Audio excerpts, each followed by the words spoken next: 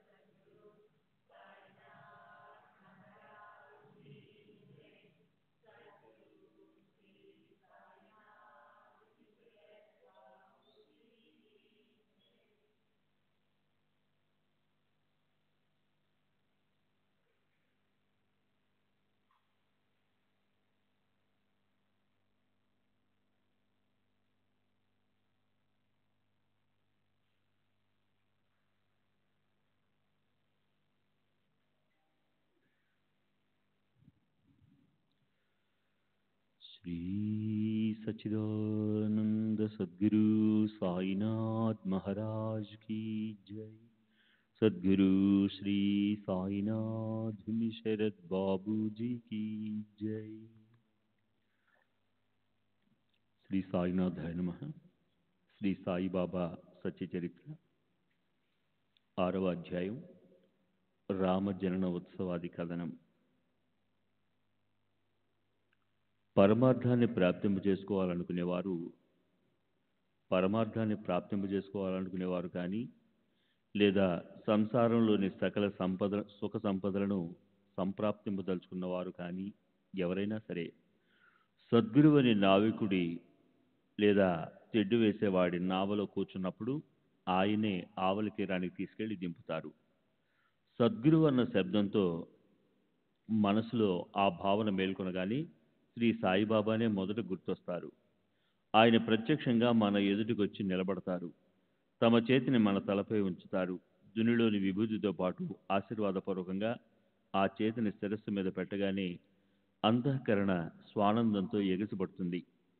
కళ్ళ నుంచి ఉబికిన ప్రేమ కనురెప్పల దాటి వరదలై ప్రవహిస్తుంది. గురు హస్తస్పర్శలోని కుశలత ఎంత అద్భుతమంటే ప్రళయాగ్నిలో కూడా దగ్ధం కాని సూక్ష్మ దేహాన్ని ఆ హస్తస్పర్శ దహించి భస్మం చేస్తుంది. దేవుడి గురించిన కథలను పొరపాటున విన్నా శిరోవేదన వచ్చినట్లు బాధపడేవారు లేదా నోటి నుంచి వ్యర్థ ప్రాలాపనలు చేసేవారికి కూడా స్థిరత్వం ఏర్పడుతుంది. బాబా తమ కమల సుమదళం లాంటి చేతిని తల మీద పెట్టడంతోనే అనేక జన్మల నుంచి సంతరించుకున్న, అంటే ఫలమివ్వటానికి యోగ్యంగా తయారైన పాపాలు ప్రక్షాళనం అయిపోయి సాయి యొక్క ప్రేమిక భక్తులు పవిత్రులవుతారు. అనురాగ అరవిందాలు వెదజల్లుతూ సౌందర్యంతో తొణికిసలాడే అందమైన బాబా రూపాన్ని చూసి కంఠం పూడుకుపోతుంది. కళ్ళ నుంచి ఆనందాశ్రులు వెలుగులై ప్రవహిస్తాయి. హృదయంలో అష్ట సాత్విక భావాలు ప్రకటమవుతాయి. నేను అదే అయి ఉన్నాను అనే వృత్తి మేల్కొంటుంది. స్వానందం ప్రకటన కాబడుతుంది. నేను నువ్వు అన్న భావం ఎక్కడికక్కడ కరిగిపోతుంది. ఐక్యతతో అద్వైత భావం గొప్పగా కనిపిస్తుంది. పారాయణ చేస్తున్నా, పురాణాలు చదువుతున్నా అడుగడుగునా సద్గురువే స్మృతి పదంలోకి వస్తారు. రాముడు లేక కృష్ణుడి రూపాలతో సాయిబాబాయే నటిస్తారు. తమ చరిత్రను తాము వినిపిస్తారు.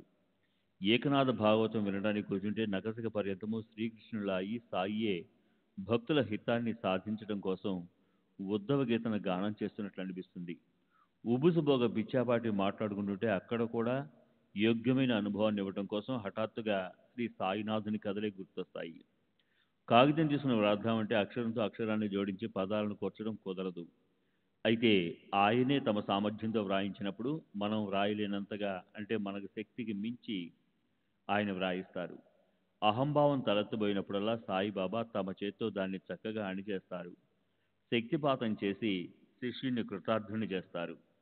కాయా వాచ మనసా శ్రీ సాయినాథునికి సాష్టాంగం చేస్తే ధర్మార్థ కామ మోక్షాలనే 4 పురుషార్థాలు తమంత తామే వచ్చి ఒళ్ళో వాళ్తాయి. కర్మ, జ్ఞాన, యోగ, భక్తి అనే 4 మార్గాలతోనూ ఈశ్వరుడు ప్రాప్తిస్తాడు. ఈ 4 మార్గాలు వేరువేరుగా 4 వైపుల నుంచి బయలుదేరినప్పటికీ అవన్నీ మనలను మన స్వస్థలానికి, అంటే పరమ పదవికి చేరుస్తాయి. భక్తి తుమ్మవనపు దారి ఎత్తుపల్లాలతో ఎంతో భయంకరంగా ఉంటుంది. అది ఒక్క అడుగుకు సరిపోయేంత సూటి దారి. అయినా అది మనలను హరి దగ్గరకు తీసుకుపోతుంది. ముళ్లను తప్పించుకుంటూ అడుగులు వేయాలి. అదే సులభమైన ఉపాయం. అలా చేస్తే మన ధ్యేయం సురక్షితంగా పట్టుబడుతుందని గురుజనని స్పష్టంగా చెప్పింది. మనసు అనే తోటలో భక్తి అనే నీటిని చల్లితే వైరాగ్యం మొలకెత్తుతుంది. జ్ఞానం అనే పూలు విరగబడిపోస్తాయి. కైవల్యం అనే పదం లభిస్తుంది. చిత్సుఖం విప్పారుతుంది. జనన మరణాలు నిశ్చయంగా తప్పిపోతాయి. ఆయనే సత్య జ్ఞాన ఆనందయుక్తమైన 3 స్వరూపాలుగా ఉండే పరమాత్ముడు, స్వయం సిద్ధుడు. ఏదో ఒక కారణాన్ని నిమిత్తంగా పెట్టుకుని ఆయన తమ భక్తులకు శిక్షణ ఇవ్వటానికి పూర్ణత్వంతో జాగృతమై ప్రకటమైనాడు. ఆయన త్రిగుణాలతో వ్యక్తమైనట్లుగానే మాయ కూడా క్రియాప్రయుక్తమై సత్వరజస్తమో గుణాలను నడిపిస్తుంది. తన గుణాలను చక్కటి పద్ధతిలో ప్రకటన చేస్తుంది. మట్టితో తయారైన విశిష్టమైన రూపానికి కుండ అనేది నిజమైన పేరు. అయితే కుండ పగిలిపోతే నామ, రూపాలు, వికారాలు అన్నీ దూరంగా పారిపోతాయి. ఈ జగత్తంతా మాయ నుంచి ఉత్పన్నమైంది. పరస్పరం వాటికి కార్యకారణ సంబంధం ఉంది. నిజం చెప్పాలంటే మాయే ప్రత్యక్షంగా సాకారమై జగద్రూపంతో ఉద్భవించింది. జగత్తుకు ముందు మాయ ఆకారం లేదు. పరమాత్మ స్వరూపంలో అది లీనమై ఉంటుంది.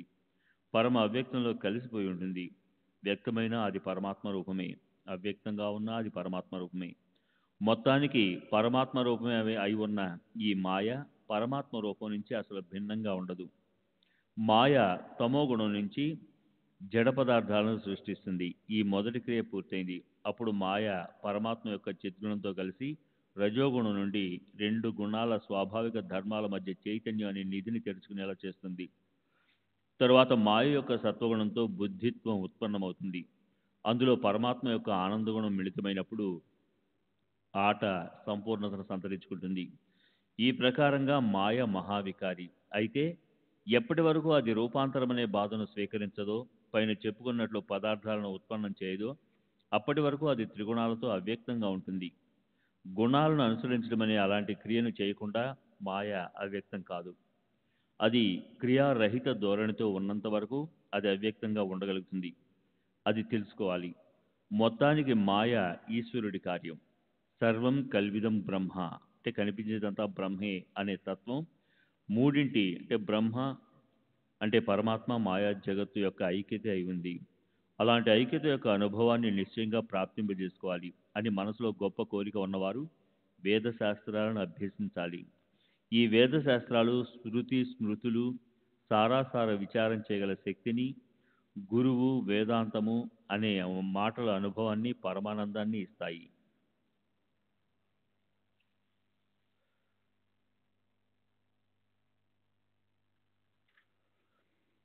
माझ्या భక్తాంచి ధామి అన్న వస్త్రాంచ నాహి కమి. నా భక్తులలో అన్న వస్త్రాలకు లోటుండదు అని శ్రీ సాయి అభయమివ్వటం ఆయన భక్తులకు ఎప్పటికీ గుర్తుంటుంది. అనన్యంగా నన్ను భజించే వారి నిత్యము మనసారా నన్ను సేవించే వారి యోగక్షేమాలు నేనే చూస్తాను. ఇది నా వ్రతం అని భగవద్గీత వచనం. అనన్యా చింతయంతో మా ఏ జనా పర్యుపాసతే తేషాం నిత్యాభియుక్తానాం యోగక్షేమం వహామ్యహం. ఈ భగవద్గీత వచనాన్ని ప్రమాణంగా తీసుకోమని శ్రీ సాయి చెప్పేవారు. భక్తులకు అన్న వస్త్రాల కొరత ఉండదు. వాటి కోసం వ్యర్థంగా ప్రాణాన్ని వెచ్చించకండి. లౌకికంలో మానవమానాల లోభాన్ని వదిలేయండి. దేవుడి ద్వారం దగ్గర గౌరవాన్ని పొందండి. దైవం ముందు చేయి జాపండి. దైవ ప్రసాదాన్ని పొందండి. లోకులు ప్రశంసాపూర్వకంగా తలలోపగానే దాంతోనే తనను తాను మర్చిపోవాలా? ఆరాధ్య దైవం లేదా గురువు యొక్క అంతఃకరణ ద్రవించి కరిగిపోయి ఆయన దేహం స్వేదంతో తడిసి ముద్దయిపోవాలి. అదే ధ్యేయం కావాలి. ఆ ధ్యేయమే మధురం అనిపించాలి. ఇంద్రియాలన్నిటికీ భక్తితో పిచ్చి పట్టాలి. ఇంద్రియాల క్షుబ్ధ వృత్తికి భక్తి అనే చిగురులు తొడగాలి. అప్పుడు ఎంత చమత్కారం జరుగుతుంది. సదా సర్వదా అలాంటి భజనే జరుగుగాక. ఇతరాలేవి కూడా ఇష్టమనిపించుకుండుగాక. మనసు నా నామస్మరణలో లీనమగుగాక. మిగతా అన్ని విషయాలను మరచిపోగాక. అంటే దేహ గేహ విత్తాల గురించిన గుర్తు మిగలకుండుగాక. చిత్తం పరమానందంతో చేతులు కలుపుగాక. మనసు నిశ్చయంగా తటస్థమై పరమశాంతికి పుట్టిల్లై తృప్తిని గెలుచుకోగాక. సత్సంగం చేసినట్టు గుర్తు ఏమిటంటే వృత్తికి సంతృప్తి కలగాలి. అనేక చోట్ల పరిభ్రమిస్తున్న మనసుని లీనమైందని ఎలా అనగలం? కనుక శ్రోతలు లక్ష్యం పెట్టి శ్రద్ధతో తరువాతి వర్ణన వినాలి. ఈ సాయి చరిత్రను వినటంతో మనోప్రవృత్తి భక్తి వైపు మొగ్గుతుంది. కథ వినటం వల్ల ఆనందం లభిస్తుంది. చంచలమైన మనసుకు విశ్రాంతి లభిస్తుంది. అశాంతి అంతర్ధానమైపోతుంది. అత్యంతిక సుఖం ఆప్యాయంగా ఆలింగనమిస్తుంది.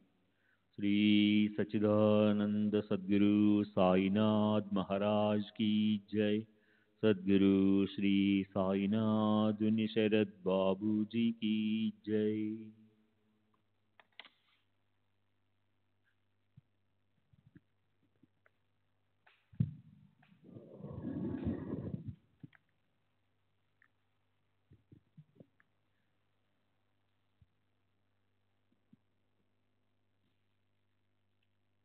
ఇప్పుడు గతంలో మసీదు జీర్ణోద్ధరణ అనుసంధానంతో రామజనన కథా సంకీర్తన విషయం గురించిన వర్ణన ముందుకు నడిపిద్దాం.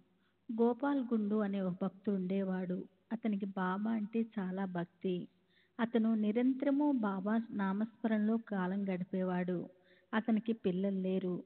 తర్వాత సాయిబాబా అనుగ్రహంతో అతనికి పుత్రరత్నం కలిగాడు. అతని మనసుకి ఎంతో ఆనందం కలిగింది. ఒకసారి గోపాలరావు గుండు మనసులో షిరిడీ గ్రామంలో ప్రతి సంవత్సరము ఒక జాతర లేదా ఉరుసు జరిపితే బాగుండునని, అలా చేస్తే అందరికీ ఆనందం కలుగుతుంది కదా అని అనిపించింది. తాత్యా కోతే పాటేలు, రామచంద్ర దాదా కోతే పాటేలు, మాధవరావు దేశపాండే మొదలైన ముఖ్య భక్తులందరికీ ఈ ఆలోచన ఎంతో నచ్చింది. వాళ్ళు దాని గురించిన ఏర్పాట్లు చేయసాగారు. అయితే ఆ వార్షిక ఉత్సవం చేయటానికి ఒక నిబంధన ఉంది. దానికోసం జిల్లా అధికారి అనుమతి తీసుకోవడం అవసరము. అందుకు ప్రయత్నం చేయకపోతే గ్రామంలోని ఒక కులకర్ణి అంటే తమ వసూళ్లు ఇత్యాది లెక్కలు వ్రాయటం కోసం ప్రభుత్వంచే నియమించబడ్డ అధికారి కుత్సితత్వంతో వ్యతిరేకించడంతో పనిలో అవరోధం ఏర్పడింది. అలా వ్యతిరేకించినందుకు ఫలితంగా కులకర్ణికి ఏం జరిగిందో చూడండి. షిరిడీలో జాతర జరపరాదని జిల్లా అధికారి ఆజ్ఞ జారీ చేశాడు. అయితే ఈ ఉత్సవం షిరిడీలో జరగాలని బాబా మనసులోని సంకల్పం. అందుకోసం పూర్తిగా ఆశీర్వాదపూర్వకంగా ఆయన ఆజ్ఞ కూడా అయింది. దానికి తోడు గ్రామస్తులు కూడా పని పూర్తవటానికి చాలా తీవ్రంగా ప్రయత్నించారు. అధికారులు తమ ఆజ్ఞను వెనక్కి తీసుకొని అందరి అభిమతాన్ని నెరవేర్చారు. అప్పుడు సంవత్సరము 1819లో క్రీస్తు శకము 1897లో బాబా సమ్మత్తో రామనవమి రోజున జాతర ఏర్పాటు చేశారు. తాత్యాకో దానికి కావలసిన ఏర్పాట్లు చూశాడు. జాతరకు విపరీతంగా జనం రాసాగారు. ఆ శ్రీరామనవమి రోజునే భజన పూజల సమారంభంతో తాళాలు బాజా భజంత్రీలతో జాతరకు అన్ని వైపుల నుంచి అపారంగా జనులు రావటం మొదలెట్టారు. ప్రతి సంవత్సరము మెలమెల మెరిసే 2 వినూత్న పథకాలను ఎంతో సమారంభంగా ఊరేగింపుతో మసీదు శిఖరానికి అమర్చేవారు. చివరికి అక్కడే దాన్ని పాతిపెట్టేవారు. అందులో ఒకటి నిమోన్ కద్ది, రెండవది దాము అన్నది. అలా 2 పథకాలు అట్టహాసంగా ఊరేగింపుతో వచ్చేవి. మసీదు శిఖరం పైన ముచ్చటగా అవి రెపరెపలాడేవి. ఆ తర్వాత ఆ ఊర్సు నుంచి రామనవమి ఉత్సవం ఎలా ఆవిర్భవించిందో ఆ అద్భుతమైన కథా కమామీషు వినండి. ఆ రామనవమి ఉత్సవం అంటే ఆత్మానందాన్నివ్వగల షిర్డీ గ్రామం యొక్క మాన సన్మానమే. సంవత్సరం 1833 క్రీస్తు శకము 1911లో రామనవమి మొదటిసారిగా జరిగింది. అది ఉరుసు నుంచి ఉద్భవించింది. అప్పటి నుంచి అది నిరాఘాటంగా అలా సాగుతూనే ఉంది. ప్రఖ్యాతి చెందిన కీర్తిశేషులు కృష్ణ జోగేశ్వర భీష్మ హృదయం నుంచి ఈ భావన ఉదయించింది. రామ జన్మోత్సవాన్ని మొదలెట్టాలి, అది అందరికీ హితకరమవుతుందన్న ఈ ఆలోచన ఇతనికే వచ్చింది. అప్పటి వరకు కేవలం ఉరుసు ఉత్సవమే గొప్పగా జరుగుతుండేది. దాని నుంచే పవిత్రమైన ఈ రామనవమి ఉత్సవం ఆ సంవత్సరం ఉదయించింది. ఒకసారి వాడాలో భీష్మ ప్రశాంత చిత్తంతో కూర్చుని ఉన్నప్పుడు కాకా మహాజని పూజా సామగ్రితో మసీదుకు వెళ్లేందుకు సిద్ధమైనాడు. మనసులో ఒక ప్రక్క సాయి దర్శనం చేసుకోవాలనే కోరిక, దాంతోపాటు ఉరుసు ఉత్సవం మీద శ్రద్ధతో కాకా ఆ ఉత్సవం కోసం ఒకరోజు ముందే షిరిడీకి వచ్చేశాడు. మంచి సమయం చూసుకొని భీష్మ కాకాని, నా మనసుకి ఒక మంచి ఆలోచన వచ్చింది, నాతో సహకరిస్తావా? ఇక్కడ ప్రతి సంవత్సరం ఉరుసు జరుగుతుంది కదా, రామనవమి కూడా అదే రోజు వస్తుంది. రామ జన్మోత్సవం జరుపుకోవటానికి ఈ అవకాశము అనాయాసంగా వచ్చినట్లే కదూ. కాకా మహాజనికి ఈ ఆలోచన నచ్చింది. బాబా అనుమతి తీసుకో, ఆయన అనుమతి మీదే అన్నీ ఆధారపడి ఉన్నాయి. పని జరగటానికి ఇక ఆలస్యమేమి ఉండదు అన్నాడతను. అయితే మరి ఉత్సవానికి హరికథ అవసరం కదా అన్న ప్రశ్న తలెత్తింది. ఆ పల్లెటూళ్ళలో హరిదాసు అంటే కీర్తనాకారుడు ఎక్కడా దొరకలేదు. ఆ అవాంతరము అడ్డొచ్చింది. భీష్మ, సంకీర్తన నేను చేస్తాను, నువ్వు హార్మోనియం మీద స్వరం వాయించు. రాధాకృష్ణబాయి సొంటి పొడి ప్రసాదం తయారు చేస్తుంది. పదండి బాబా దగ్గరికి పోదాం. శుభకార్యంలో విషయంలో ఆలస్యం చేస్తే ఏదో ఒక అవాంతరం ఎదురొస్తుంది. శుభకార్యానికి శీఘ్రతను మేళవిస్తే పని దానంతట అదే అయిపోతుంది. పద, మనం ఇప్పుడు హరికథ సంకీర్తన చేయటానికి అనుమతి తీసుకునేందుకు వెళ్దాం అనుకొని వాళ్ళిద్దరూ వెంటనే మసీదుకు వచ్చేశారు. కాకా పూజ ప్రారంభించగానే బాబానే ఇలా అడిగారు, వాడాలో ఏం జరుగుతుంది? కానీ కాకాకి ఆ ప్రశ్న అర్థం కాలేదు. అప్పుడు వెంటనే బాబా అదే ప్రశ్నను మరో రకంగా భీష్ముని అడిగారు. ఏమిటి ఈ పెద్ద మనిషి ఏమంటున్నాడు? అప్పుడు కాకాకి గుర్తుకొచ్చింది. అతను తన మనసులోని ఆలోచనను చెప్పాడు. బాబా మనసుకి ఆ ఆలోచన నచ్చింది. ఉత్సవం చేయాలని నిశ్చయమైపోయింది. మర్నాడు ఉదయాన్నే బాబా లెండికి వెళ్ళటం చూసి సభామండపంలో ఉయ్యాల కట్టి సంకీర్తన ఏర్పాట్లు మొదలుపెట్టారు. తర్వాత సరిగ్గా సమయానికి శ్రోతలు కూడా వచ్చేశారు. బాబా కూడా లెండి నుండి వచ్చేశారు. కాకా హార్మోనియం ముందు వచ్చి కూర్చున్నాడు.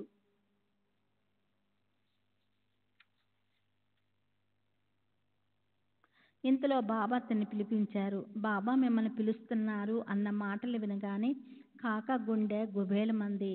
ఏమై ఉంటుంది, ఏం జరిగిందో తెలియటం లేదు. కీర్తన రసబస కాదు కదా. బాబా పిలుపు విన్న కాకాకి పై ప్రాణాలు పైనే పోయాయి. బాబాకి కోపం ఎందుకు వచ్చింది? సంకీర్తన అసలు నిరాఘాటంగా సాగుతుందా? కాకా తడబడుతూ మొరాయించే అడుగుల్ని ముందుకేస్తూ వెనక్కి తిరిగి చూస్తూ భయంగా మసీద్ మెట్లు ఎక్కేసాగాడు. అడుగులు భారంగా పడుతున్నాయి.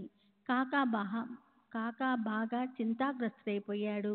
బాబా అతన్ని ఇలా అడిగారు, ఆ ఉయ్యాలు ఎందుకు కట్టారు అక్కడ? కాకా జరిగిన కథ ఉత్సవం చేయాలన్న ఆలోచన వివరంగా చెప్పాడు. అది విని బాబా ఆనందించారు.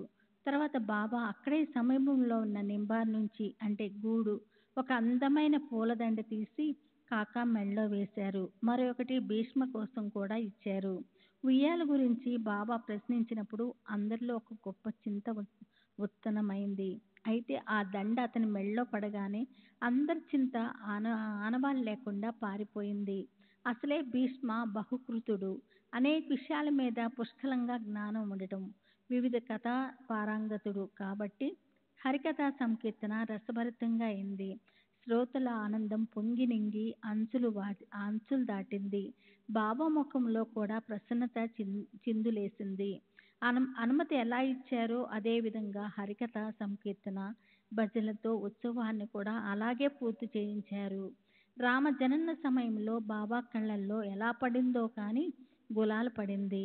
కౌసల్య మందిరంలో శ్రీరాముడు ప్రకటమవటానికి బదులు బాబా నరసింహ రూపంలో ప్రకటమైనారు. గులాల్ అనేది కేవలం ఒక మిష. రామజనానికి ఆయన ఆవేశపూరితులైనారు. ఇప్పుడు అహం అనే రావణుడు నశిస్తాడు. దుర్బుద్ధి అనే రాక్షసుడు చనిపోతాడు. బాబాకి విపరీతంగా కోపం వచ్చింది. ఇక చెప్పేదేముంది? ప్రత్యక్షంగా నరసింహ రూపమే. తిట్లు శాపనార్థాలు మొదలయ్యాయి. అవి కొండపోతుగా వర్షించాయి. రాధాకృష్ణబాయి ఉయ్యాల ముక్కలైపోతుందేమోనని మనసులో కంగారు పడింది. ఆమెకు దాన్నెలా రక్షించాలా అనే చింత పట్టుకుంది. విప్పండి విప్పండి, వెంటనే విప్పేయండి అని ఆమె వెనక నుంచి అదే పనిగా కేకలు పెట్టడం వల్ల కాక ఆ ఉయ్యాలను విప్పడానికి ముందుకు జరిగాడు. బాబాకి పట్టరానంత కోపం వచ్చి కాకా మీదకి పరిగెత్తుకు వెళ్ళారు. అప్పుడు ఉయ్యాల విప్పే పని అలాగే ఉండిపోయింది. బాబా కూడా శాంతించారు. తర్వాత మధ్యాహ్నం వేళ దాన్ని విప్పేందుకు అనుమతి అడిగినప్పుడు బాబా ఆశ్చర్యంతో ఇలా అన్నారు, అప్పుడే ఉయ్యాలను ఎలా విప్పుతారు? ఇంకా దాని అవసరం ఉంది కదా. ఆ అవసరం కూడా ఎలాంటిది? సాయిబాబా మాటలు పొరపాటునో లేక ఉబ్బుసుపోకో అన్నవి కావు. ఆలోచించిన మెదట గుర్తొచ్చింది. ఉత్సవం ఇంకా పూర్తి కాలేదు. అప్పటి వరకు ఉత్సవం అయింది. అయితే తర్వాత రోజు గోపాలకాల అంటే గోకులాష్టమి అలాగే శ్రీకృష్ణునికి చెందిన వేరే ఉత్సవం చివర భోజనము, ఆటలు ఇత్యాది సంబరాలు చేయటం అవనంత వరకు ఉత్సవం యథావిధిగా పూర్తయినట్లు కాదు. ఆ ప్రకారంగా మన్నాడు గోపాలకాలవు సంకీర్తన అయ్యాక ఉయ్యాలు విప్పడానికి బాబా అనుమతి ఇచ్చారు. మరుసటి సంవత్సరం భీష్మ లేడు. కీర్తన కోసం బాలాబువ సాతార్కర్ని రప్పించవలసి వచ్చింది. అయితే అతను కవారే అంటే సాంగ్లే జిల్లాలోని ఒక గ్రామంలో రామనవమి ఉత్సవానికి ప్రతి సంవత్సరం వెళ్ళాలని నియమించబడి ఉండటం వల్ల అక్కడికి వెళ్ళాడు. అందుకని కాకా మహాజని ఆర్వాచిన తుకారాం అనే ప్రసిద్ధి చెందిన భక్తిభావం గల బాలబువ అనే మరొక వ్యక్తిని తీసుకొచ్చాడు. అతని చేత ఉత్సవం జరిపించాడు. అతను కూడా దొరికి ఉండకపోతే కాకా మహాజనియే సంకీర్తనకు నిలబడవలసి వచ్చేది. దాస్కన్ రచించిన రామనవమి ఆఖ్యానము అతనికి కంటతా వచ్చు.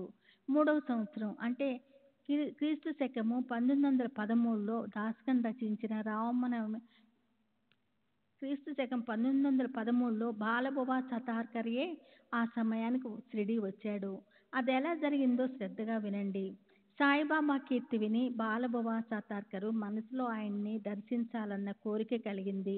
అయితే వెళ్ళటానికి తోడు కావాలి కదా. అది ఎలా లభించిందన్న చింత పట్టుకుంది అతనికి. బాలబువ స్వతహాగా హరిదాసు సతారా దగ్గరుండే అతని స్వస్థానము. అయితే అప్పుడు అతను ముంబైలోని పరల్ అన్న చోట ఉన్నాడు. సతాలా ప్రస్తుత సాంగ్లీ జిల్లాలో బీర్వడ్ సిద్ధ కవాటే అనే పేరు గల దేవస్థానం అవుతుంది. బాలబువ అక్కడ రామనవమికి ప్రతి ఏటా హరికథం చెప్పేవాడు. ఆషాఢ ఏకాదశి చైత్రమాసంలోని శ్రీరామనవమి ఈ 2 వార్షికోత్సవాలతోనూ బాలబువకి సంబంధం ఉంది. రాజా శాసనపత్రం ప్రకారం దేవుడు ఖర్చు నిమిత్తము 124 రూపాయలు ప్రభుత్వం నుంచి మంజూరు కాబడేది. సరే, ఆ 2 ఉత్సవాల కోసం బాలబువకి ఇచ్చే సంభావన రూపాయలు ఉండేది. అయితే ఆ ఏడాది కవారే గ్రామంలో కలరా వచ్చి గ్రామస్తులకు కఠిన పరిస్థితి వచ్చింది. గ్రామం ఖాళీ అయిపోయింది. శ్రీరామనవమి ఉత్సవం ఆగిపోయింది. ఆ ఉత్సవానికి మరుసటి సంవత్సరం రమ్మని బువ్వాకి ఉత్తరం వచ్చింది. సారాంశము: రాముడి సేవ తప్పిపోయింది. సంభావన కూడా అక్కడే ఆగిపోయింది. షిరిడి వెళ్ళటానికి అవకాశం వచ్చింది. బాలబువ్వ కాకా సాహెబ్ దీక్షిత్ని కలిశాడు. దీక్షిత్ బాబాకి గొప్ప భక్తుడు. అతను తలుచుకుంటే షిరిడీకి వెళ్ళాలన్న తన మనోగతం నెరవేరుతుంది. స్వామి కార్యము స్వకార్యము రెండూ అవుతాయి అని ఆలోచించి అతను దీక్షిత్, ఈ ఏడాది మా వార్షికోత్సవం ఆగిపోయింది కాబట్టి బాబా దర్శనం చేసుకోవాలి, అక్కడ హరికథా సంకీర్తన చేయాలనిపిస్తుంది అన్నాడు. అందుకు బాపు సాహెబు, సంభావన విషయంలో నిశ్చయం లేదు. అది ఇవ్వటము ఇవ్వకపోవటం అనేది బాబా ఇష్టం మీద ఆధారపడి ఉంటుంది. సంకీర్తనకు కూడా ఆయన సమ్మతి అవసరము అన్నాడు. ఇలా సంభాషణ జరుగుతుండగా కాకా మహాజని అనుకోకుండా అక్కడికి వచ్చాడు. షిరిడీ ప్రసాదము విభూతులను పంచాడు. బువ్వాకి అది శుభశకనంలా అనిపించింది. కాకా మహాజని అప్పుడే షిరిడీ నుంచి వచ్చి ఉన్నాడు. క్షేమ సమాచారాలు తెలుసుకుని అప్పుడు అతను తన ఇంటికి వెళ్ళిపోయాడు. సరే, తర్వాత దీక్షిత్ బాలబువ్వతో గొప్ప ప్రేమతో నేను బాబాను సమ్మతించమని శ్రీ సచ్చిదానంద సద్గురు సాయినాథ్ మహారాజ్ की जय। सद्गुरु श्री साईनाथ శరత్ బాబూజీకి జై.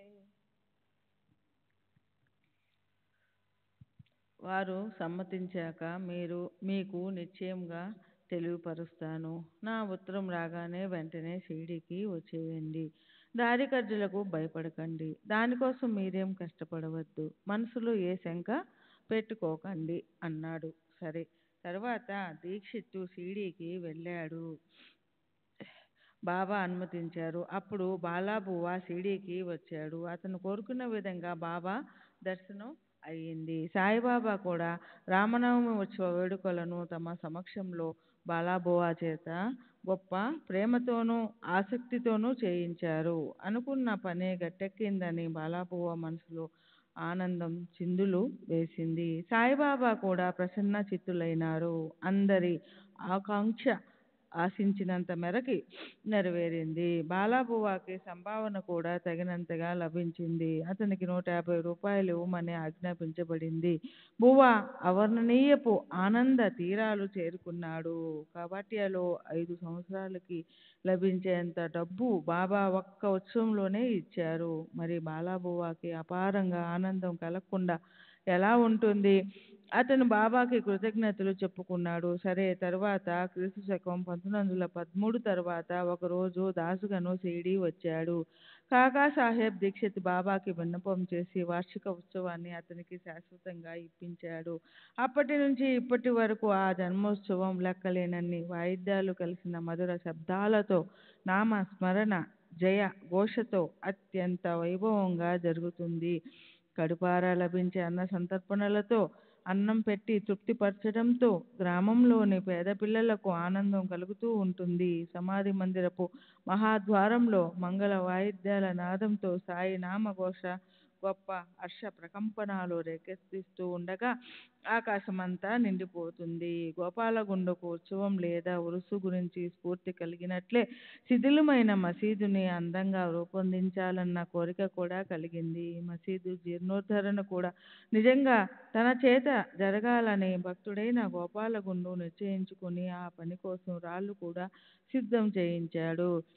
అయితే ఆ జీర్ణోద్ధరణ యోగం గుండుకి లభించలేదు. బాబా ఆ రాళ్లను షిరిడీలోని గణపతి, శని శివాలయాల జీర్ణోద్ధరణ కోసం ఉపయోగించారు. కొద్ది కాలం అనంతరం మసీదుకు సంబంధించిన ఆ విశిష్ట కార్యం జరగడానికి మనసుకి నచ్చే యోగం కలిసొచ్చింది. బాబా మనసులో ఆ పని నానాసాహెబ్ చందోర్కర్ చేయాలని, ఆ తర్వాత ఆ నేలపై రాళ్ళు పరిచే పనిని కాకా సాహెబ్ దీక్షిత్ చేయించాలని ఉండి ఉంటుంది.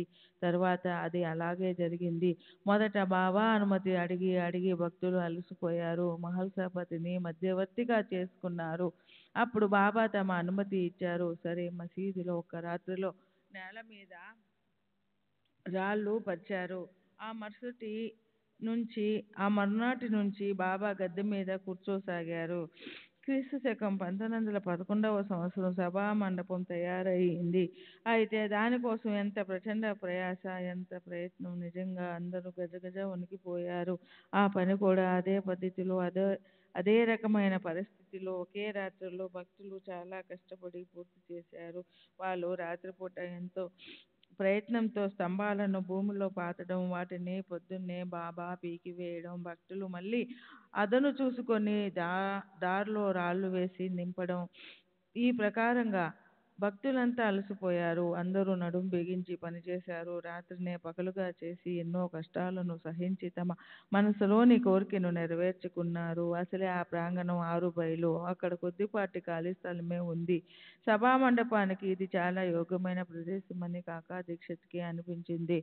అందుకు అవసరమైనంత డబ్బుని ఖర్చు పెట్టి 3 దూలాలు కలిపి త్రికోణాకారంలో ఉండేలా రచించిన ఇనుప స్తంభాలను తెప్పించి బాబా చావడికి వెళ్ళిన సమయంలో ఈ పని చేశారు. భక్తులు రాత్రిని పగలుగా చేసి అతి ప్రయాసతో స్తంభాలు పాతటము, చావడి నుంచి తిరిగి వచ్చి రాగానే బాబా వాటిని పీకి పారేసే ప్రయత్నం చేయడము జరిగేది. ఆ సందర్భంలో ఓసారి బాబా విపరీతంగా కోపించారు. ఓ చేత్తో ఆయన తాత్య మెడ పట్టుకున్నారు. రెండో చేత్తో ఒక స్తంభాన్ని కదిలిస్తూ పీకడానికి ప్రయత్నించారు. కదిలించి దాన్ని వదులు చేశారు. తాత్య తల మీద నుండి టోపీని లాగేశారు. అగ్గిపుల్ల గీసి ముట్టించారు. కోపంతో దాన్ని గుంటలో పడేశారు. అప్పుడు ఆయన కళ్ళు కనకన మండే అగ్ని గోళాల్లా గోచరించాయి. వాటిని ఎవరు చూడగలరు? అందరి ధైర్యము సడలిపోయింది. అప్పుడు బాబా వెంటనే తమ జేబులో చేయి పెట్టి బయటికి ₹1 తీసి దాన్ని కూడా అందులోనే విసిరేశాడు. అంతెందుకు, దాన్నే సుమూర్తంగా చేశారు. తిట్లని, శాపనార్థాలని వర్షించారు. తాతయ్య కూడా ఏమిటి ఈ దుస్థితి, ఎందుకిలా జరుగుతుంది అని మనసులో ఎంతో కలవరపడ్డాడు. ఇది ఎందుకిలా జరుగుతుందో, ఏమిటి అపశకునాలు, తాతయ్య పాటలకు వచ్చిన ఈ కష్టాన్ని ఎవరు నివారిస్తారు అని గ్రామస్తులు కూడా ఎంతో ఆశ్చర్యపోయారు. మొదట బాగోజీ షిండే ధైర్యం చేశాడు. మెల్లమెల్లగా ముందుకి జరిగాడు. అతను కూడా ఆయన చేతికి చిక్కాడు. బాబా అతన్ని ఇష్టం వచ్చినట్లు చితకబాదారు. మాధవరావు కూడా ఆయన చేతికి చిక్కాడు. అతను కూడా ఇటుక దెబ్బల ప్రసాదం రుచి చూశాడు. మధ్యవర్తం చేద్దామని పోయిన వాళ్ళందరికీ బాబా దెబ్బల ప్రసాదం ఇచ్చారు. ఇక ఇప్పుడు బాబా ముందుకి ఎవరు వెళ్తారు, తాత్యాన్ని ఎలా విడిపించాలి అన్న ఆలోచనతో గ్రామస్తులు తలలు బద్దలు కొట్టుకున్నారు. అలా చూస్తూ ఉండగానే బాబా కోపం తగ్గుతూ వచ్చి శాంతించింది. వెంటనే బాబా దుకాణదారుణ్ణి పిలిపించారు. జరి అంచున్న తలపాగా తెప్పించారు. దాన్ని తామే స్వయంగా తాత్య తలపై పెట్టారు. అతనికి సంభావన, రాజులు లేదా సర్దార్లు కరుణతో ఇచ్చే తలపాగా, వస్త్రాలు ఇత్యాది బహుమానాలు ఇచ్చారు. ఈ కోపాన్ని కారణం ఏమిటి? తాత్య మీద ఈ అరుపులు దేనికోసం? బాబా కేకలు, పెడబొబ్బులు ఎందుకు పెట్టారు? ఆయనకి ఎందుకు కోపం అలా పెచ్చుమీరిపోయింది? చూస్తూ ఉండగానే ఒక్క నిమిషంలో మళ్ళీ ప్రసన్న చిత్తులు ఎలా అయ్యారు? ఇదంతా గ్రామస్తులకి చాలా ఆశ్చర్యం అనిపించింది. అందుకు కారణం ఏమిటో పిసిరంత కూడా నిశ్చయంగా ఎవరికి అంతుపట్టలేదు. బాబా ఒక్కోసారి ప్రశాంతంగా ఉంటారు, ప్రేమగా కబుర్లు, విశేషాలు చెప్తూ ఉంటారు.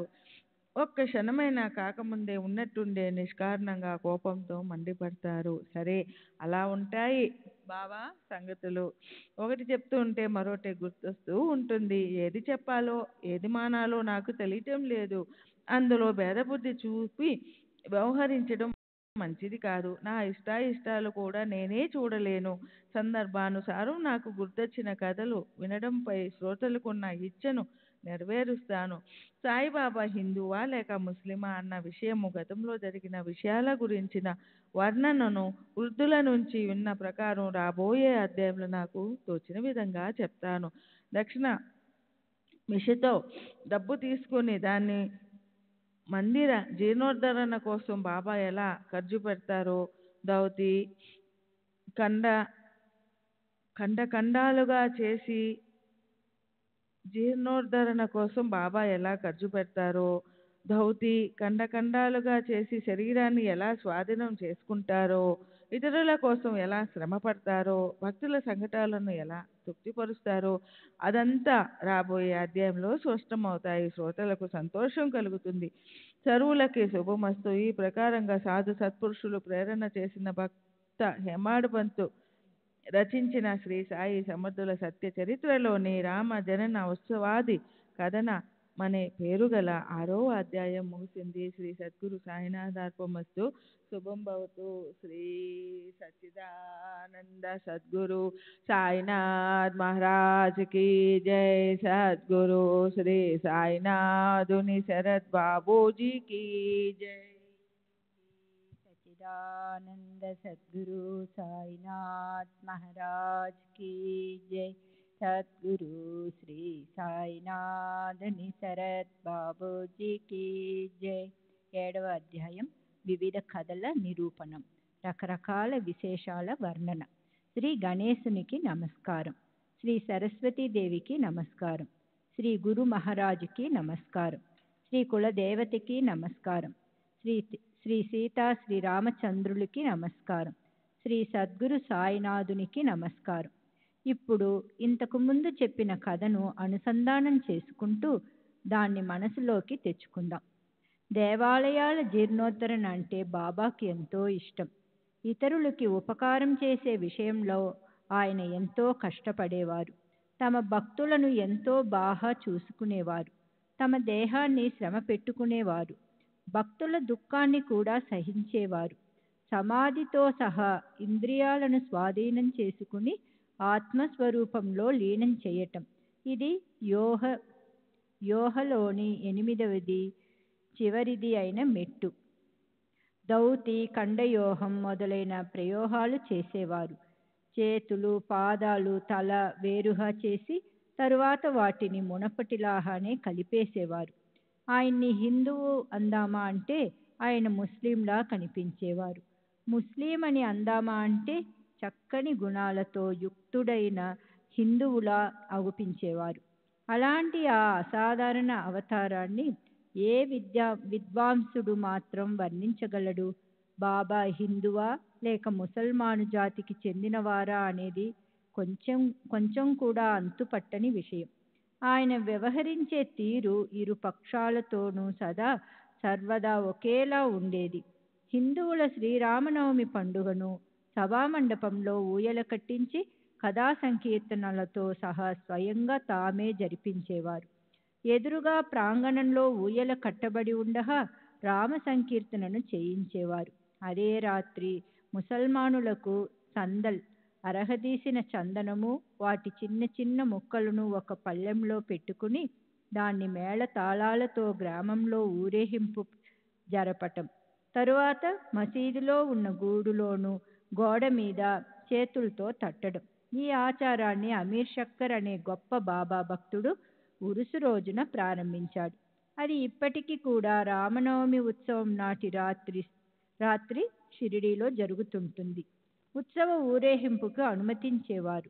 తహు సంఖ్యలో ముసల్మానులు పోగై గొప్ప సమారంభంతో సందల్ ఊరేగింపు జరిపేవారు.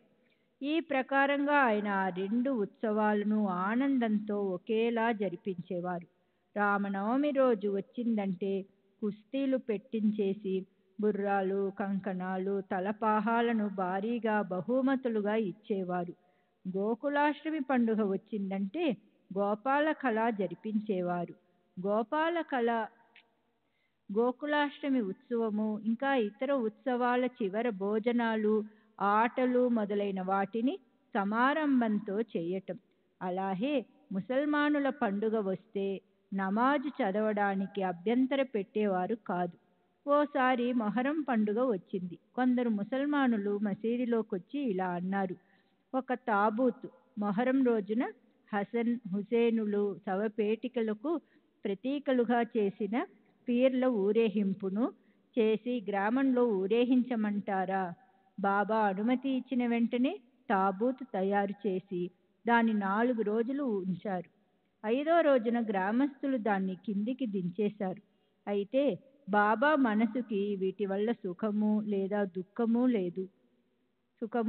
దుఃఖము లేదు.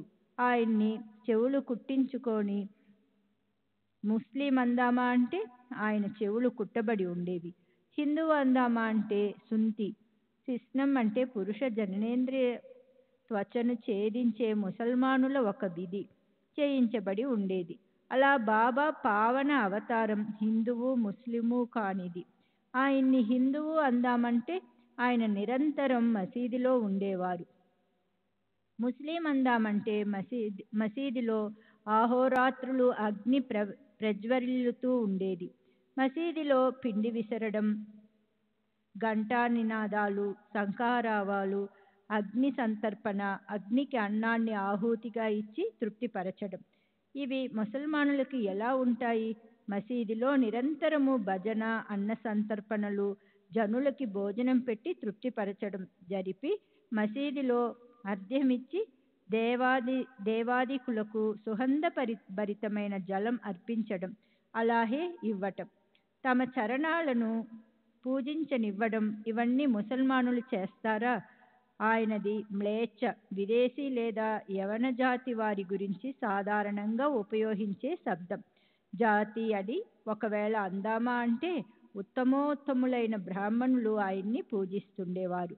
అగ్నిహోత్రాలు ఉదయము సంధ్యాకాలము అగ్నికి శాస్త్రోక్తంగా హోమం చేసి అగ్నిని నిరంతరం ప్రజ్వరిల్ల చేయడమనే వ్రతాన్ని పాటించే అత్యంత శ్రేష్ఠులుగా గుర్తించబడిన బ్రాహ్మణులు తమ ఆచారాలపై ఉన్న అభిమానాన్ని వదిలేసి సాష్టాంగ పడుతుండేవారు. అలా ఆశ్చర్యచకితులైన ప్రజలు ప్రత్యక్షంగా అనుభవాన్ని పొందడం కోసం వచ్చిన వారు కూడా అలాగే ప్రవర్తించేవారు. దర్శనమైన తరువాత అందరూ మూగబోయేవారు. అరే, నిరంతరం శ్రీహరిని శరణన్న వారిని హిందువు అనో లేదా ముసల్మాను అనో ఎలా అనగలం? ఆయన శూద్రులు కాని, అతిశూద్రులు కాని, లేదా జాతి లేనివారు కాని అయితే మాత్రం ఏమి? జాతి అనేది అణుమాత్రం కూడా కొలమానం కాదు. దేహాభిమానం వదిలేసి హిందువులని, ముసల్మానులని అందరినీ సమానంగా చూసేవారికి జాతుల భేదభావం ఉండదు. ఆయన ఫకీరుల పంక్తిలో కూర్చుని మాంసాహారం తినేవారు, అథవా సందర్భానుసారం చేపలు వగైరా తినేవారు. తాము తినే ఆహారంలో కుక్కలు మూతి పెట్టినా సరే ఆయన మనసుకి అసహ్యం కలిగేది కాదు. రాబోయే సంవత్సరం ఒకవేళ క్షామం వస్తే తగుమాత్రం ధాన్యం నిల్వ ఉండాలని ప్రస్తుతపు సంవత్సరంలో రైతులు గోన సంచుల్లో ధాన్యాన్ని నింపి కట్టి పెడతారు. అదేవిధంగా అయింది బాబా పోగు చేసిన గోధుమ బస్తాల పని. మసీదులో విసరడానికి ఒక తిరుగలి ఉండేది, చెరుక్కోవడానికి చేటలు ఉండేవి, సంసారం నడపడానికి ఏ కొరత ఉండేది కాదు.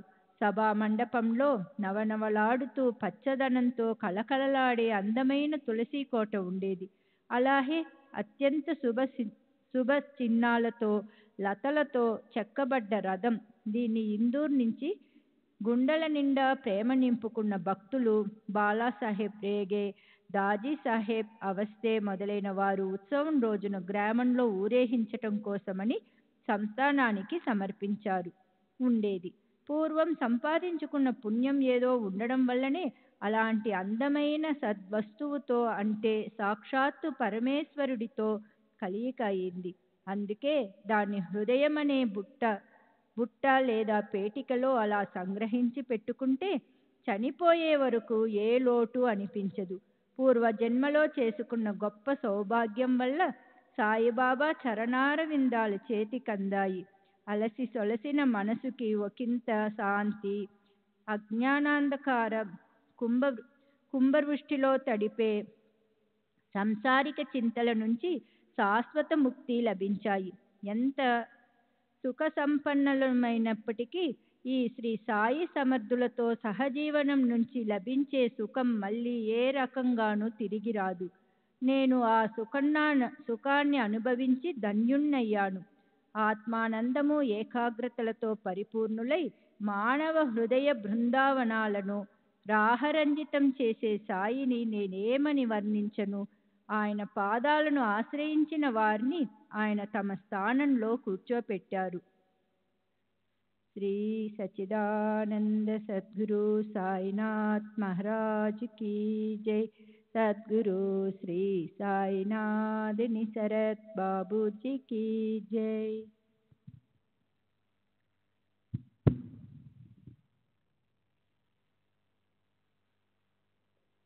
కూర్చోటం కోసం జింక చర్మాన్ని ఉపయోగించేవారు. చేతిలో సన్యాసుల దండాన్ని పట్టుకునేవారు. తపశ్చర్యనాచరించేవారు. హరిద్వారం ఇత్యాది తీర్థాల్లో ఉండేవారు. భిక్ష చేసి కడుపు నింపుకునే గోసావిలు, ఐహికాన్ని పూర్తిగా త్యజించిన చతుర్థాశ్రమి సన్యాసులు, సంసార బంధనాలను వదిలేసిన త్యాగులు, ఉదాసి గోసావిల్లో ఒక పంద లాంటి సర్వులు బాబా వద్దకు వచ్చేవారు. బాబా హాయిగా మాట్లాడుతూ, తిరుగుతూ, నవ్వుతూ ఉండేవారు. ఆయన నాలుకపై నిరంతరం అల్లా మాలిక్ అనే మాట నాట్యం చేస్తూ ఉండేవి. ఆయనకి వితండవాదాలు నచ్చేవి కాదు.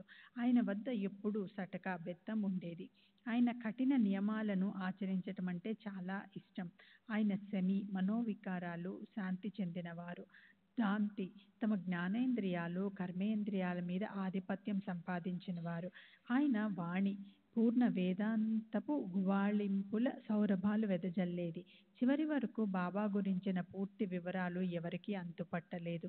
శ్రీమంతుడు కానీ దరిద్రుడు కానీ అందరితోనూ ఆయన ఒకేలా సమానంగా వ్యవహరించేవారు. లక్ష్మీపుత్రుడు కానీ బికారీ కానీ ఇద్దరిపైన అక్కడ ఒకేలాంటి సమదృష్టి ఉండేది. ప్రతివారి మంచి చెడు కర్మలు అలాగే వారి మనసుల్లోని మర్మాలు ఆయనకి తెలిసి ఉండేవి. వాటి చిహ్నాలని అంతరార్థాన్ని చెప్పి ఆయన భక్తులను ఎంతగానో ఆశ్చర్యచకితులను చేసేవారు. ఆయన జ్ఞాననిధి. అయితే అజ్ఞానం అనే వేషం వేసుకునేవారాయన. మాన సన్మానాల కోసం ప్రాకులాడటం అంటే ఆయనకు గొప్ప కష్టంతో కూడుకున్న పని అనిపించేది. సాయిబాబా లక్షణాలు అలా ఉండేవి. మానవ శరీరమే అయినప్పటికీ ఆయన పనులు అపూర్వంగా దైవానికే సంబంధించి ఉండేవి. షిరిడీలో అందరికీ ప్రత్యక్షంగా ఈయన దైవమే అన్న భావం ఉండేది. ఏం చమత్కారం బాబాది! పామరునైన నేను దాన్ని ఎంతని వర్ణించగలను? శిథిలమైన దేవాలయాలను బాబా అపారంగా జీరోద్ధరణ చేయించేవారు. షిరిడీలో తాత్యాపాటిల్ చేత శని, గణపతి, శివపార్వతులు, మారుతి, గ్రామదేవతల స్థితిని పునరుద్ధరింపచేశారు. భక్తుల నుంచి దక్షిణ నిమిత్తంతో తాము తీసుకునే డబ్బులో కొంత భాగాన్ని ధార్మిక కార్యక్రమాలకు వినియోగించి కొంత డబ్బును తిరిగి భక్తులకే ఇచ్చేసేవారు బాబా. కొందరికి ప్రతిరోజు 30 రూపాయలు, కొందరికి 10, 15, 50 ఇలా తమ మనసుకు తోచినట్లుగా గొప్ప సంతోషంతో పనిచేస్తుండేవారు. అది ధర్మంగా వచ్చిన డబ్బు. దాన్ని పుచ్చుకున్న భక్తులకి కూడా అలాంటి పూర్ణ విశ్వాసం ఉండేది. దాన్ని వాళ్ళు సద్వినియోగం చేయాలనుకునేవారు. బాబాకి కూడా వాళ్ళ డబ్బుని సత్కార్యాలకు వినియోగించాలన్న కోరిక ఉండేది. బాబా దర్శనంతో ఎందరో తుష్టులయ్యారు. ఎందరో దుష్టులు శిష్టులయ్యారు. ఎందరికో కుష్ఠరోగం పోయింది. ఎందరి అభీష్టాలు నెరవేరాయి. అంజనం కానీ లేదా ఆకురసాలు కానీ పెట్టుకోకుండానే ఆయన వల్ల ఎందరో అందులకి కంటిచూపు వచ్చింది.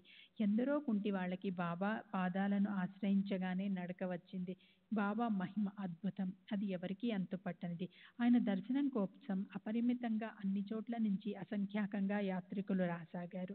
అక్కడే దుని సమీపంలోనే ఆయన మలమూత్ర విసర్జన చేసేవారు.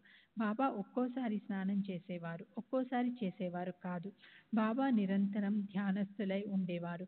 బాబా వస్త్రధారణ మొదట్లో తలకి మంచి ధవళవర్ణపు తలపాగా, నడుముకి తెల్లటి దోవితి, ఒంటికి చొక్కా అంతే. ప్రారంభంలో సాయిబాబా గ్రామంలో వైద్యం కూడా చేసేవారు. మళ్ళీ పరీక్షించి మరీ మందులిచ్చేవారు. ఆయన హస్తవాసి చాలా మంచిదవటంతో ఆయన గొప్ప వైద్యులని ప్రసిద్ధి చెందారు. ఒకసారి ఓ భక్తుడికి కళ్ళు వాచి ఎర్రవారాయి. కనుగుండ్లు అగ్నిగోళాల్లా అయ్యాయి. షిరిడీలో వైద్యులు దొరకలేదు. భక్తుడు అమాయకుడు, భావార్థి. తన కళ్ళని బాబాకి చూపించాడతను. వెంటనే బాబా జీడిగింజలను నూరి ముద్దును తయారు చేశారు. అలాంటి కళ్ళ నొప్పికి కొందరు ఓ పుల్లతో సురమా పెడతారు. కొందరు ఆవు పాలలో తడిపిన బట్టని లేదా దూదిని కళ్ళపై పెడతారు. కొందరు చల్లని కర్పూరం బిళ్ళను పెడతారు. కొందరు అంజనం కాటుక పెడతారు. అయితే బాబా పద్ధతే వేరుగా ఉండేది. ఆయన స్వయంగా తమ చేత్తో జీడిగుంజలు నూరి నుండి ఒక్కో ముద్ద తీసుకుని ఒక్కో కంట్లో బాగా నింపి పెట్టారు. దానిపై బట్టతో కట్టు కట్టారు. మర్నాడు కళ్ళకున్న కట్టు విప్పి పైన నీటిని ధారాళంగా పోశారు. కళ్ళ వాపంతా పూర్తిగా తగ్గిపోయి కనుపాపలు స్వచ్ఛంగా అయ్యాయి. కళ్ళు సున్నితమైన భాగం. అయితే జీడిగింజలతో కనుపాపలు అసలు మంటనే లేదు. జీడిగింజలతో కంటి రోగం పలాయనం చిత్తగించింది. బాబాతో ఇలాంటి అనుభవాలు కోకొల్లలు. శ్రీ సచ్చిదానంద సద్గురు సాయినాథ్ మహారాజ్ కీ జై. సద్గురు శ్రీ సాయినాథుని శరత్ బాబూజీ కీ జై. శ్రీ సచ్చిదానంద గురు సాయినాథ్ మహారాజ్ की जय. सद्गुरु श्री साईनाथ शरद बाबू जी की जय. బాబాకు దౌతి అంటే యోగ ప్రక్రియలు తెలిసి ఉండేటివి. లోకుల దృష్టిని తప్పించుకొని ఆయన ఏకాంత స్థలానికి వెళ్ళి స్నానం చేసేటప్పుడు తమ ప్రేగులను కక్కి బయటకు తీసి కడిగి ఆరబెట్టేవారు. మసీదు నుంచి బావి ఎంత దూరంలో ఉందో అంత దూరంలో కొంచెం ముందర ఓ మర్రి చెట్టు ఉండేది. దానికి కూడా అవతల మరో బావి ఉండేది. అక్కడికి 2 రోజులకోసారి బాబా వెళ్తుండేవారు. మిట్ట మధ్యాహ్నము మండు టెంటలో అక్కడ ఎవరు లేని సమయంలో చూసి బాబా స్వయంగా బావి నుంచి నీరు తోడి మొహం అది కడుక్కునేవారు. సరే, అలాంటి ఓ సందర్భంలో ఆయన స్నానం చేసి కూర్చొని గబగబా తమ ప్రేగులను తీసి అక్కడ వాటిని కడగసాగారు. మేకను కోసిన తర్వాత కసాయివాడు దాన్ని ప్రేగులను లోపల నుంచి బయటికి తీసి కడిగి చక్కగా స్వచ్ఛం చేసి ఒకదానిపై ఒకటి చుట్టి పెడతాడు. ఆ విధంగా బాబా తమ ప్రేగులను తీసి లోపల బయట శుభ్రంగా కడిగి జామ చెట్టు మీద ఆరేసి లోకులెంతో ఆశ్చర్యకితుల్ని చేసేవారు. ఆయన ఈ స్థితిని కళ్ళారా చూసిన వారిలో కొందరు ఇప్పటికీ షిరిడీలో ఉన్నారు. వారు నిజంగా ఈయన ఓ గొప్ప మహనీయుడు అనే వారు. ఆయన అప్పుడప్పుడు ఖండయోగం చేసేవారు. అప్పుడు ఆయన తమ కళ్ళు చేతులను వేరు చేసేవారు. అప్పుడు మసీదులో అక్కడక్కడ ఆ అవయవాలు విడివిడిగా పడి ఉండేవి. బాబా దేహం ముక్కలైన ఆ అతి భయానక దృశ్యాన్ని చూడటం కోసము అసంఖ్యాకంగా ప్రజలు పరుగున వచ్చేవారు. అయితే వారికి బాబా అప్పుడు అఖండంగా కనిపించేవారు. ఒకసారి ఆ విధంగా ఉండటం చూసిన ఓ వ్యక్తి ఎంతో భయపడ్డాడు. మసీదులో ప్రతి చోట అన్ని మూలల బాబా శరీరంలోని ముక్కలు కనిపిస్తూ ఉన్నాయి. అర్ధరాత్రి అయిపోయింది. దగ్గరలో ఎవరూ లేరు.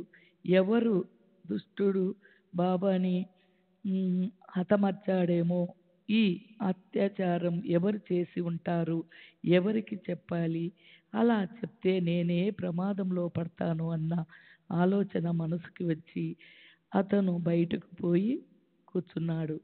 ఇది బాబా యోగ సాధన అయి ఉండొద్దని అతను కలలో కూడా అనుకోలేదు. బాబా దేహము ఇలా చిన్నాభిన్నం అవటం చూసి అతని గుండెలు భయంతో దడదడలాడాయి. ఎవరితోనైనా ఈ విషయం తెలియచేయాలని అతని మనసుకి ఎంతగానో అనిపించింది. అయితే మొదటగా ఈ సమాచారం ఇచ్చిన వాణ్ణి తానేనని, తన మీద నేరము మోపుతుండే అని ఇతరులు ఎవరికైనా చెప్పటానికి అతను ధైర్యం చెయ్యలేదు. మనసులో రకరకాల ఆలోచనలు ముప్పిరి కొనగా ఆ వ్యక్తి మళ్ళీ లోపలికి వెళ్ళి చూశాడు. అప్పుడు అతనికి చెప్పలేనంత ఆశ్చర్యం కలిగింది. అంతకుముందు చూసినదంతా అదృశ్యమైపోయింది. బాబా తమ స్థానంలో హాయిగా స్వస్థంగా కూర్చొని ఉన్నారు. ఇది కళ నిజమా అని అతను విస్తుపోయాడు. ఈ యోగం, ఈ దౌతి ప్రటాయోగం సాధనంలో ఓ ప్రక్రియ. నీటిని బాబా తమ బాల్యం నుంచి ఆచరిస్తుండేవారు. వారి యోగ స్థితి అగర్మృతిగా ఎవరికి అర్థమయ్యేది కాదు. బాబా తమ వైద్యంతో ఎంతో ప్రఖ్యాతి చెందారు. దుర్బలులకు, నిరుపేదలకు ఆయన ఆరోగ్యం ప్రసాదించారు. అయితే ఇతరుల నుంచి ఒక్క కాని కూడా ఆయన ముట్టుకునేవారు కాదు. ఆ ప్రాంతంలో ఆయన హకీం, ముస్లిం వైద్యుడుగా పేరు పొందారు. ఈ వైద్యము ఇదంతా ఇతరుల కోసమే. తమ స్వలాభం పట్ల ఆయన ఎప్పుడూ ఉదాసీనులుగానే ఉండేవారు. ఇతరులు ప్రయోజనాలు సాధించటం కోసం సహించటానికి ఎంతో కష్టమై ఉంటుంది. సంఘటనలాగా కూడా ఆయన స్వయంగా భరించేవారు.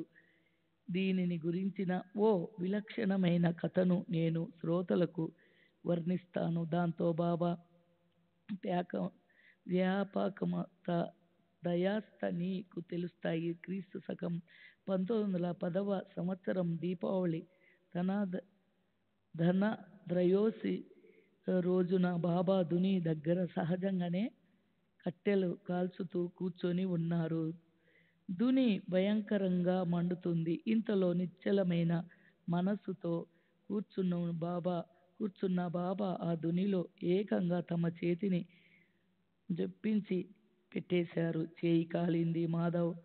మాధవ్ ఇతని ఇంటి పేరు ఫస్లే అని తోస్తుంది. అనే పేరుగల ఆయన సేవకుడు అప్పుడు ఆయన వద్దే ఉన్నాడు. అతను అనుకోకుండా ఎందుకో అటు చూశాడు. మాధవరావు దేశపాండే కూడా అప్పుడ పక్కనే ఉన్నాడు. అతను కూడా వెంటనే పరిగెత్తి అక్కడ కూలబడిపోయిన బాబా నడుము పట్టుకొని ఆయన్ని వెనక్కి లాగాడు. తర్వాత అతను బాబాని ఏమడిగాడో చూడండి. దేవా, ఎందుకు ఇలా చేశారు దేశపాండే? ఇలా అనగానే బాబా స్పృహలోకి వచ్చి ఇలా అన్నారు. అరే, ఒడిలో నుంచి జారి ఓ పసిపాప కుమ్మరి కొలిమిలోకి పడిపోయింది. ఆ కుమ్మరి మనిషి భార్య తన భర్త కేక విని భయంతో పరిగెత్తి వెళ్ళింది. ఆమె పాపను తన ఒళ్ళో పెట్టుకొని కొలిమి తిత్తిని ఊదుతూ పర్యాధానంలో ఒళ్ళో పాప ఉందని సంగతి మర్చిపోయింది. ఆ పాప ఎంతో అల్లరి పిల్ల. అక్కడి నుంచి జారి కొలిమిలో పడిపోయింది. వెంటనే పాపని నేను లేవనెత్తాను. ఆ పాపను లాగటానికి నేను పోవటం వల్ల ఇలా అయింది. నా చేయి కాలినా పర్వాలేదు, పాప ప్రాణం దక్కింది, అంతే చాలు. శ్రీ సచ్చిదానంద సద్గురు సాయినాథ్ మహారాజ్ की जय. సద్గురు శ్రీ సాయినాథ్ శరత్ బాబూజీ की जय. ఇప్పుడు పద్మ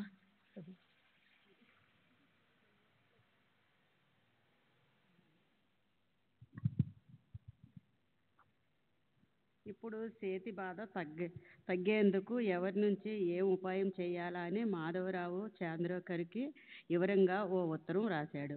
వెంటనే చాంద్రోకర్ ముంబైలో ప్రసిద్ధి చెందిన పరమానంద అనే డాక్టర్ని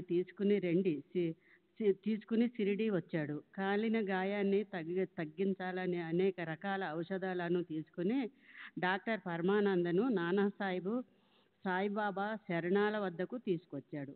బాబాకి నమస్కారం చేసి కుశల ప్రశ్నలు వేశాడు. తరువాత తన రాకకు కారణం చెప్పి చెయ్య చూపమని విన్నపం చేశాడు. చెయ్య కాలినప్పటికి నుంచి ప్రతిరోజు బాగోజీ సిండే ఆ చేతికి నెయ్యి రాసి ఆకులు చుట్టి కట్టు కట్టేవాడు. బాబాకి నయమవ్వాలన్న సదుద్దేశాన్ని మనసులో పెట్టుకుని చేతి కట్టుని ఇప్పించాలని, పరమానందకి చూపించాలని, ఔషధ దోపాచార్యాలు ప్రారంభించాలని నానాసాహెబు బాబాని ఎంతగానో ప్రాధేయపడ్డాడు. పరమానందుడు కూడా కట్టు విప్పి చూడాలని ఎంతగానో ప్రయత్నించాడు. అయితే బాబా ఇవాళ రేపు అంటూ నా వైద్యుడు అల్లా అని తమ చేతిని అసలు చూడనివ్వలేదు. ఆయన మనసులో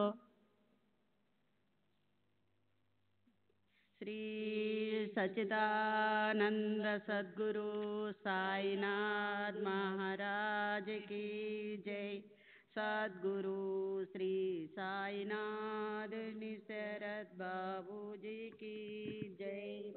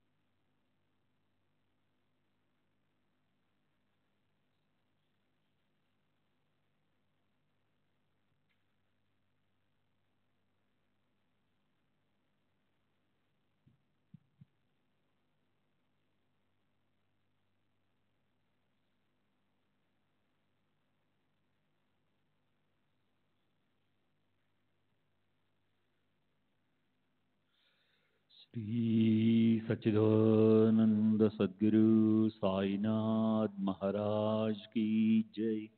सद्गुरु श्री साईनाथ निशरद बाबू जी की जय। साई रहम नजर करना, बच्चों का पालन करना। साई रहम नजर करना, बच्चों का पालन करना। जाना तुमने जगत पसार, सब ही झूठ जमाना।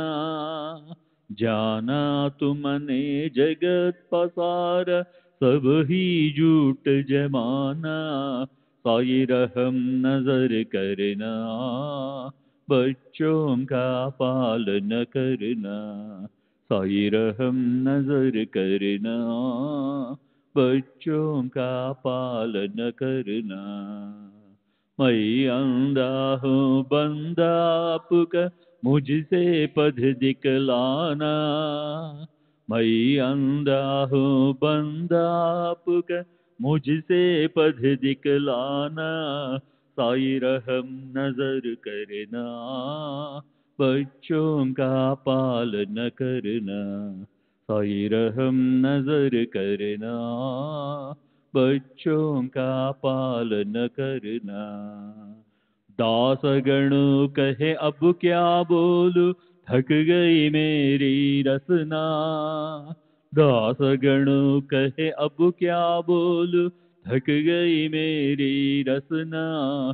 साई रहम नजर करना, बच्चों का पालन करना।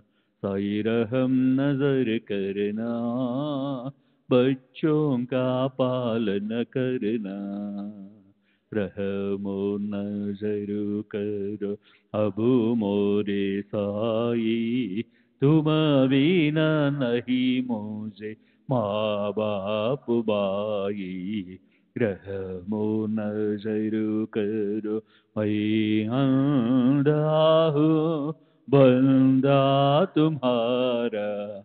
मैं अंधा हूँ बंदा तुम्हारा।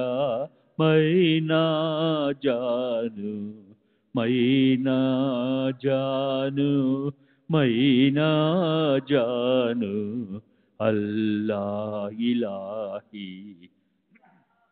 नजर करो रहमो नजर करो अब मोरे साई तुम बिना नहीं मुझे माँ बाप बाई रहमो नजर करो काली जमाना मैंने गमाया काली जमाना मैंने गमाया साथी आखिर का साथी आखिर का साथी आखिर का तुम बिना कोई रहमो नजर करो रहमो नजर करो अब मोरे साई तुम बिना नहीं मुझे माँ बाप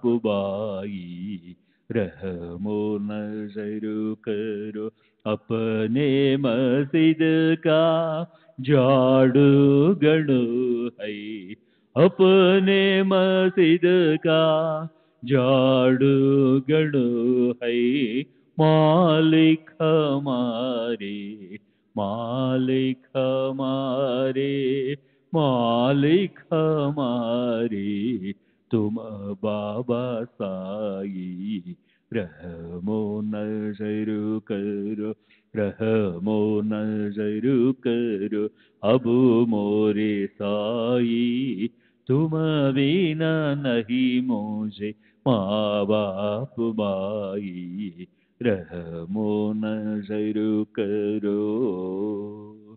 श्री सच्चिदानंद सद्गुरु साईनाथ महाराज की जय।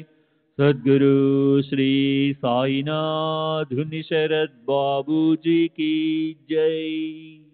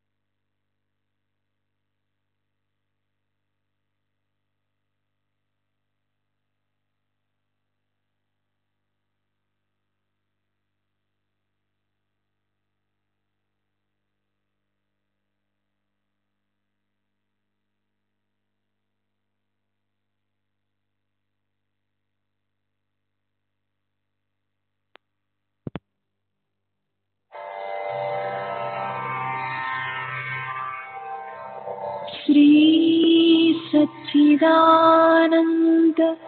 सद्गुरु साईनाथ महाराज की जय।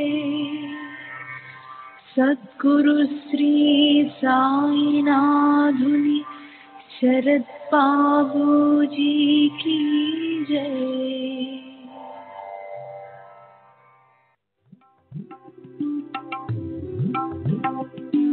साई बाबा साई बाबा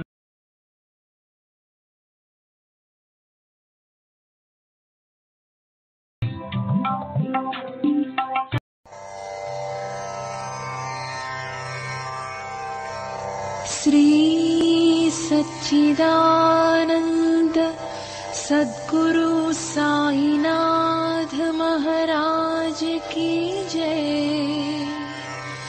सद्गुरु श्री साईनाथुनि शरद बाबू जी की जय।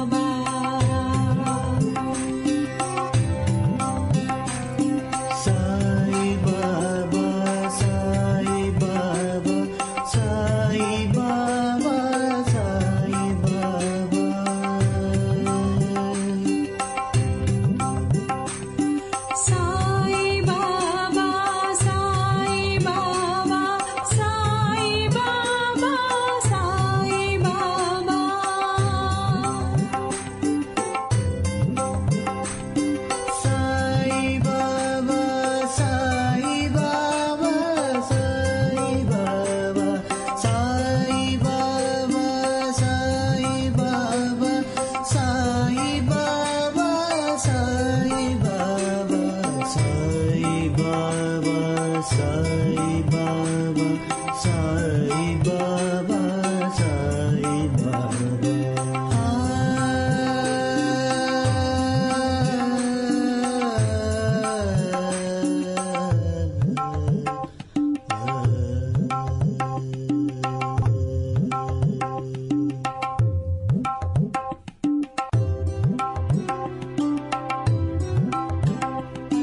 Sai Baba, Sai